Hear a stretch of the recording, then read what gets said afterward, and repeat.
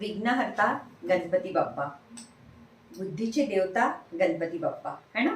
कोणतंही संकट आलं तर आधी गणपती बाप्पांचं नाव येतं है ना. आणि गणपतीचा सण आला, उत्सव आला की अरे बापरे, सगळ्यांमध्ये एक अशी वेगळीच एनर्जी येते. तर आज मी गणपती बाप्पांविषयी बोलणार आहे. जय गणपती बाप्पा है ना. जय गणेश काटो कलेश. मी किरण ठाकूर, ज्योतिष्य आणि वास्तुतज्ञ. मी आपल्या सगळ्यांना लगातार मार्गदर्शन करत असते.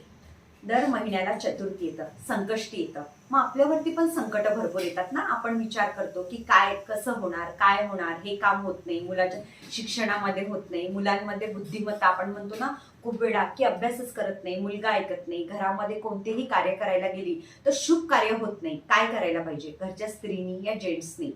संकष्टीला, दर संकष्टीला रात्री जेव्हा तुम्ही उपवास पकडता आणि रात्री उपवास सोडता त्याच्या आधी तुम्ही जी पूजा अर्चना करत आहे ते तिळाचा लाडू गणपती बाप्पांना अर्पण करायचा.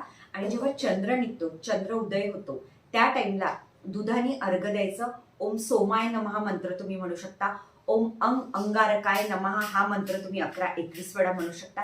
आणि गणपती बाप्पांना प्रार्थना करायची. जेव्हा तुम्ही दुर्वा अर्पण करता 21, 11, तर असं म्हणतात की तुमच्या जीवनामध्ये प्रगती होते. दुर्वा प्रगती करते ना. प्रगती म्हणजे जसं मला असं म्हणायचंय की दुर्वा तुम्ही कितीही कट करा तर ती उगवतं है ना, कुठेही निघतं. तशाच प्रकारे आपल्या जीवनामध्ये आपल्याला प्रगती पाहिजे, मुलांमध्ये, मिस्टरांमध्ये.